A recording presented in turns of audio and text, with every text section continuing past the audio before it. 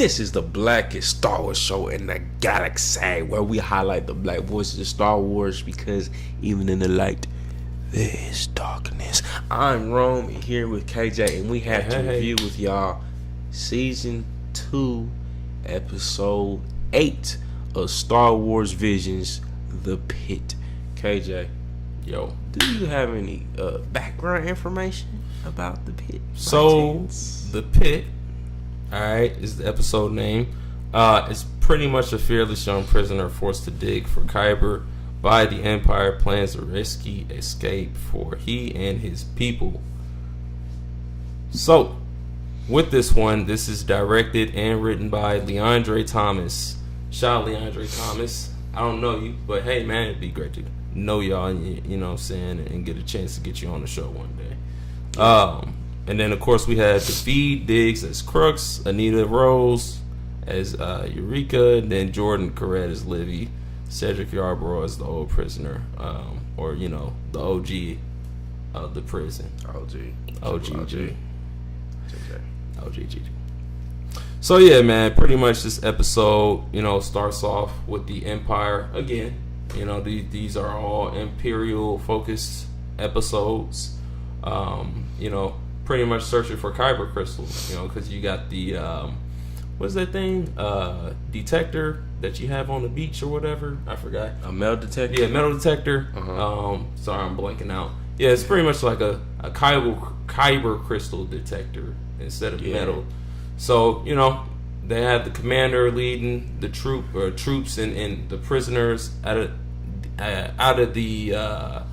the desert, pretty much, and they start digging and mining for kyber crystals. You know, they reach a point to where like time goes by and like they're literally building the city out of kyber crystal. And as time goes on, you know, the city is pretty much good to go. You know, it's the capital of the desert, capital kyber crystal. So yeah, you know, prisoners wrap up. You know, they're like, hey, we reached the end of the tunnel. Like, we reached the end of the mine at the bottom. There's nothing else to mine. You know, there's nothing else that we can really obtain from this. So the the Empire shuts down production, pretty much just leaving the prisoners at the bottom of the pit. It's funny because my co-host was saying I was born in the darkness, you know, like Bane. You know what I'm saying? You know, they cut the lights off and that was it. They just left them for dead. It's kind of like a reflection of Andor when we get to that series with Keloy and Keloy and I forgot the other people's names. I'm not even gonna hold y'all, bro. Pretty much just that whole sector where the prisoners are like doing all this work for the Empire, building up things, and you know, pretty much they're like, well, we ain't got no use for them, so let's just kill them off. And we see this in this episode is pretty much that they are pretty much killed off.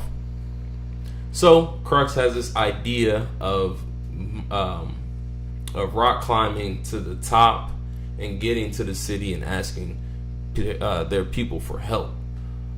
So he ends up getting to the top, and through this, you know, there's like this little animal, this little creature that kind of helps him get up there. He's like poking holes in the rocks and getting them up there, you know, having a way to hold on to each of those ledges, you know, to be able to get up there, because like this pit is like over at least 100 feet, man. It's like a long pit.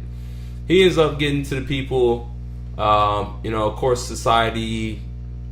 You know how society is, man. If you ain't really got my attention, I'm gonna just keep on walking by, and that's it, and probably just gonna mind my own business.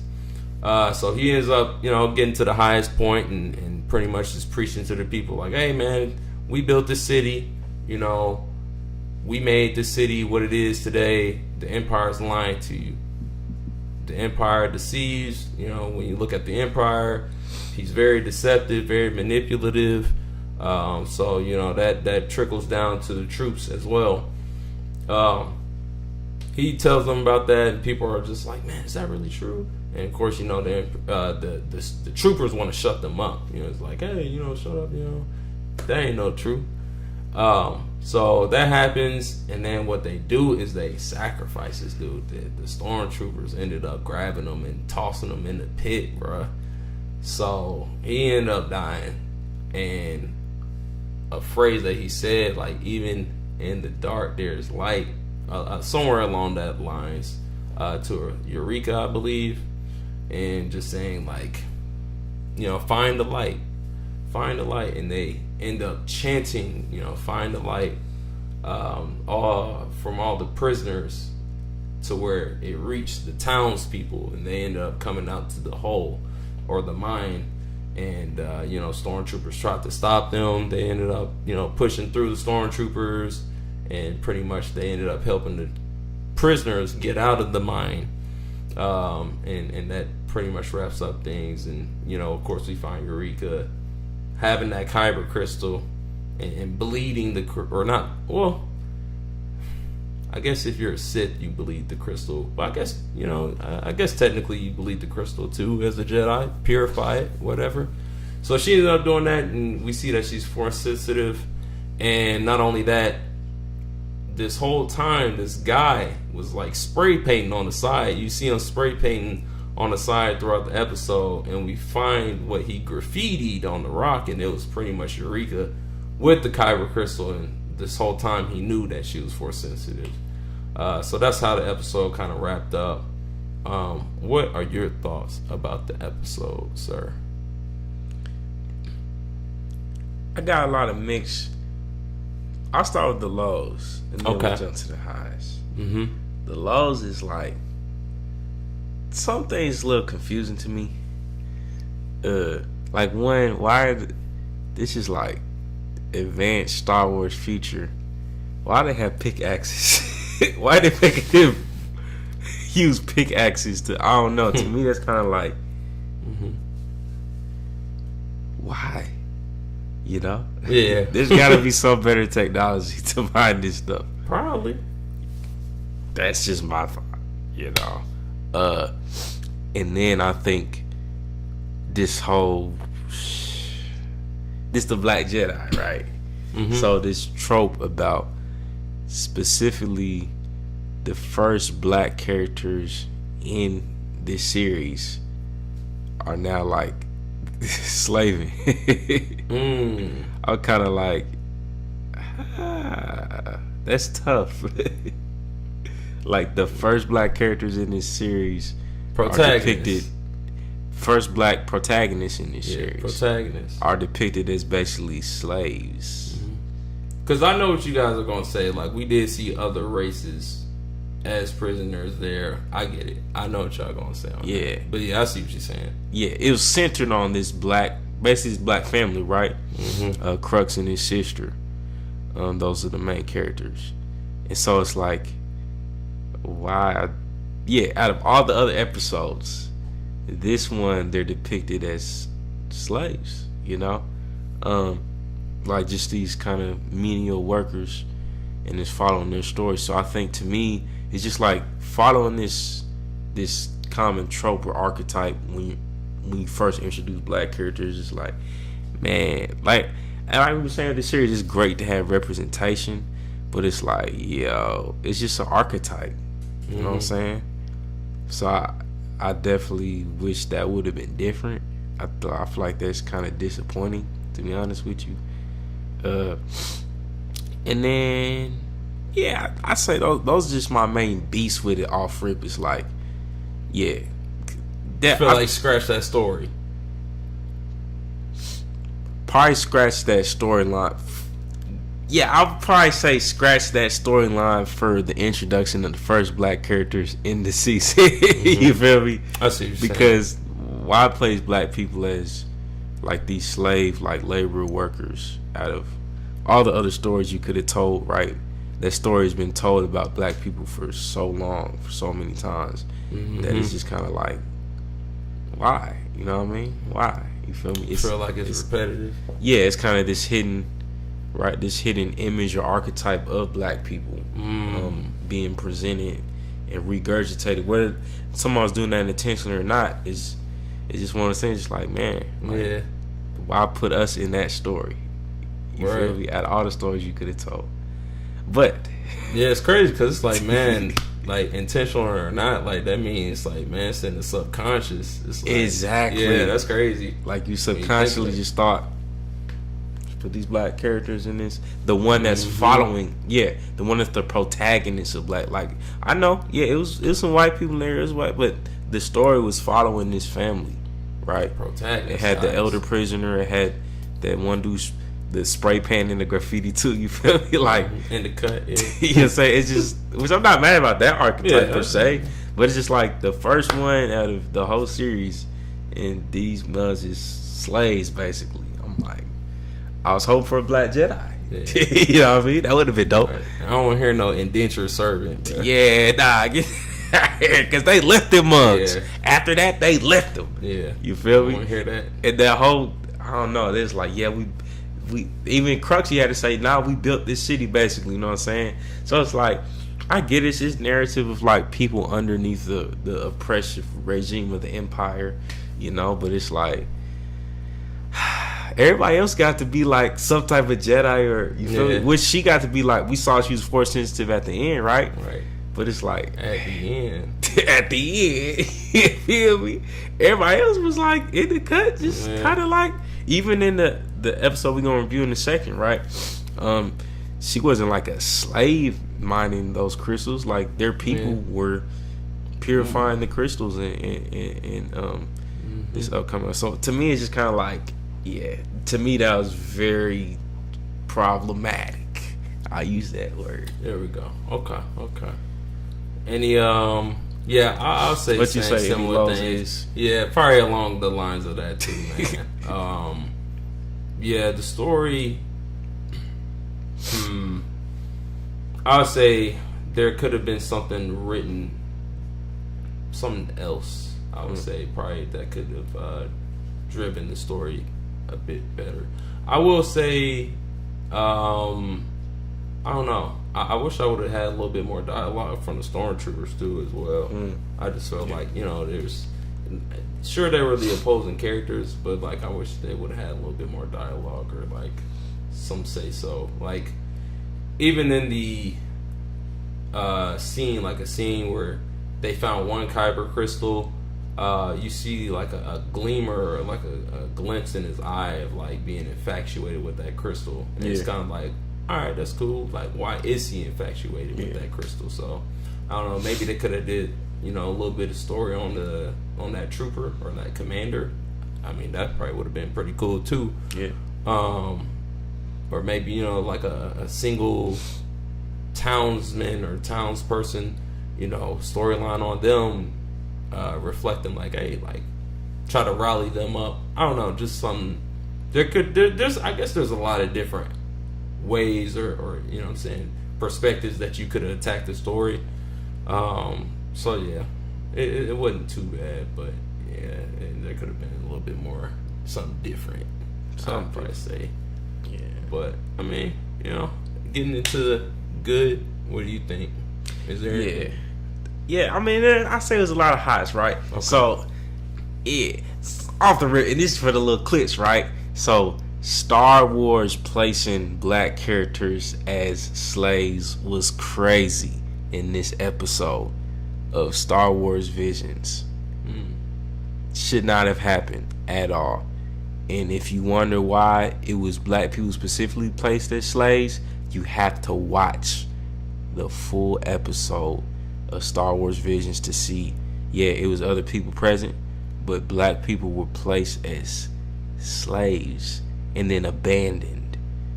And this was the first experience of black people in this series. That definitely took the series down a couple points for me. I'm gonna touch on that in the end. But we gonna move on to the highs, like you said. I just had to say, because we've been editing a little. I've been thinking about the little short thing. What's gonna get the people talking? You feel me? That clip gonna get the people talking. So the highs. Okay. I had quite a few highs. So I really enjoyed the plot twist. I feel like I won't say I enjoyed it. It's really sad. But when Crux got thrown in the pit, I was like, sad. Dang, they really threw him in the pit. I was like, Cause I was just thinking like, oh yeah, they about to just, you know what I'm saying, kinda like push him to the side type stuff after he got stunned. But no, they tossed this man back. They stunned him, tossed him back in the pit. Serving as an example, Yuri, she had to see her brother fall from God knows how far. His body was probably all disfigured and you know what I'm saying. You know what I'm saying.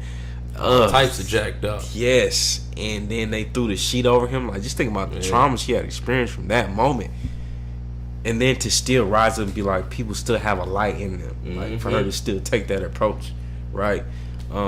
Which I think was dope. Like, once again, it's kind of to me, it's a little bit tough because we just saw that in this previous episode about like the older brother and then the younger sister, like that dynamic. So it could have been better to have something a little bit different. But I think still the fact that they're giving they're empowering young girls, you know what I'm saying? Like, and giving them this sense of power and agency to step up. So I think it was great to see her stepping into a role of leading her, even her mom, who was like, yeah, you're right, we do need to just call out to people's light inside of them. I think that was great for them, just kind of have that faith and hope in people. And then when they were in the city too, it's like eventually the citizens were like, nah, what they talking about, you know what I mean? Like, what does he mean, you feel me?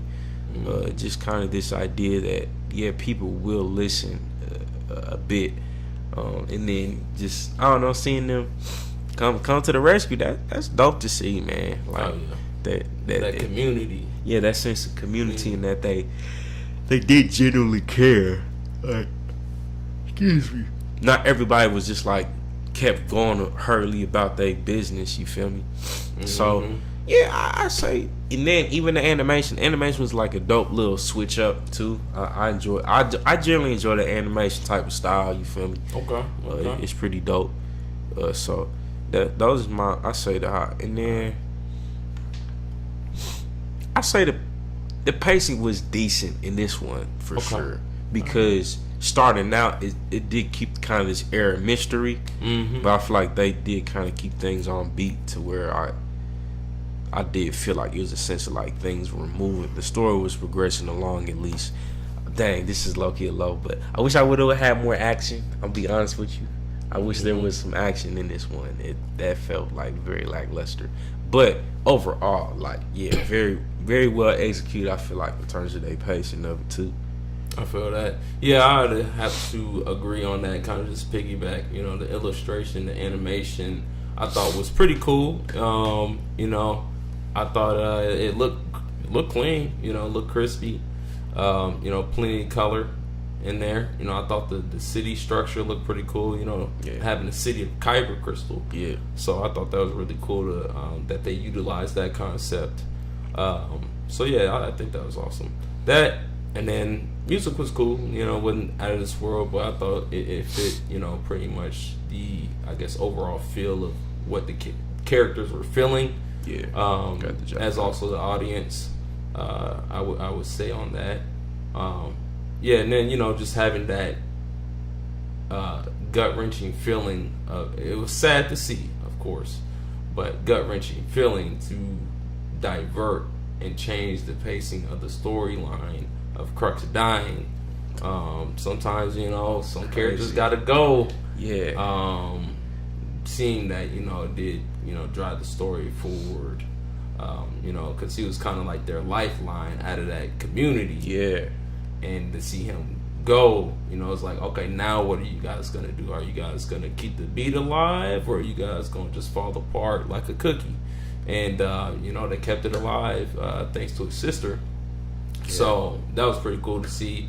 And then, you know, just a nod at the end, just seeing, you know, she was force sensitive. Again, I wish they would have introduced something earlier. So, I don't know, just at least something earlier, just showcasing that. Or at least maybe some sort of ability. I don't know. Just throwing some subtle hints. If not subtle, you know, obvious hints. Is pretty fine for me. But if you had to rate this episode, what do you think you would probably rate this one? I would give this episode a 6. To be honest with you. Yeah, like I previously mentioned, In 2023, black people being introduced as slaves for their first introduction in the series, that probably took off 3 points for me just there. Right off the bat. Just off rip. When we just think about that, it's like, ugh, it's just tough, you know. But other than that, I think it had a solid story because, you know what I'm saying, their hope came alive from old boy. Then when Crux got murked, it's like back down, but then they still they rose. You know what I mean? I think that's dope because it somewhat reflects the story of black people. You know what I mean? But yeah, like I'm saying, it still is kind of a disappointment that like that's where you chose to start the story of black people in the series at. You feel me? Yeah. When there's so many other ways you could have portrayed them. You know what I mean? When we got a chance to be protagonists in the series, so yeah, that's just me, man. What you say you rate? I would probably rate it. Ooh, you went 6. Yeah, I'd probably go 6 too, cause yeah, I'd probably go 6. Last episode, I'd probably say 5.5. Say last episode 5.5. This episode was better than the last one. It just wouldn't make sense for them to be on the same.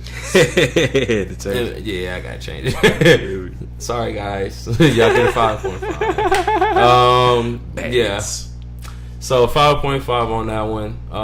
But yeah, this one I'd probably go with a 6. Just overall review for this again. Yeah, I'm kind of tired of seeing that narrative. And then of course, you know, the other things, the good that I said is kind of what carried on that episode. So yeah. Well, you know, this is the blackest Star Wars show in the galaxy, so we talk from a black perspective. Just so you guys know, we're always gonna talk from a black perspective, and so we're gonna notice the black things. But with that being said, we need you to like this video and subscribe to the channel because we want to keep highlighting black voices, because even in the light there's darkness. So follow the light and we will see you in the next video. Join us.